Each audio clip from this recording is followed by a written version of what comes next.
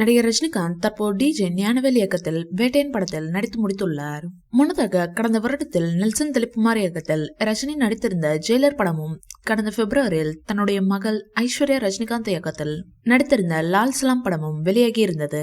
இந்த படங்களை தொடர்ந்து அடுத்ததாக டிஜே ஞானவேல் இயக்கத்தில் வேட்டையன் படத்தில் இணைந்து நடித்து வந்தார். இந்த படத்தில் நடிகர் ரஜினியுடன் அமிதாப் பச்சன், மஞ்சு வாரியர், ரித்திகா சிங், ராணா டகுபதி உள்ளிட்ட நடிகர்கள் இணைந்து நடித்து வந்தனர். படத்தின் ஷூட்டிங் மும்பை, சென்னை, ஹைதராபாத் ஆகிய இடங்களில் நடந்து வந்த சூழலில் இன்றைய தினம் ரஜினிகாந்த் வேட்டையன் படத்தில் தன்னுடைய போர்ஷனை முடித்துள்ளார். தொடர்ந்து ரஜினிக்கு படக்குழுவினர் பூங்கொத்து கொடுத்து வாழ்த்துக்களை தெரிவித்துள்ளனர். படத்தில் சில பேட்ச் வேலைகளை தொடர்ந்து படக்குழுவினர் மேற்கொள்ள உள்ளதாகவும், விரைவில் அவற்றை முடித்துவிட்டு போஸ்ட் ப்ரொடக்ஷன் வேலைகளை துவங்க உள்ளதாகவும் படக்குழுவினர் தெரிவித்துள்ளனர். இந்த படம் தீபாவளியை ஒட்டி வரும் அக்டோபர் மாத இறுதியில் வெளியாக உள்ளதாக முன்னதாக தயாரிப்பு தரப்பு அறிவித்துள்ளது.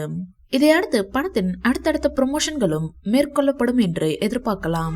அடுத்ததாக படத்தின் டீசர் அல்லது ஃபர்ஸ்ட் சிங்கிள் வெளியாகும் என்று எதிர்பார்க்கப்படுகிறது. போலி என்கவுண்டர் மற்றும் கல்விக்கு எதிரான பிரச்சனைகளை மையமாக கொண்டு இந்த படத்தின் கதைக்களம் உருவாகி உள்ளதாக கூறப்பட்டுள்ளது.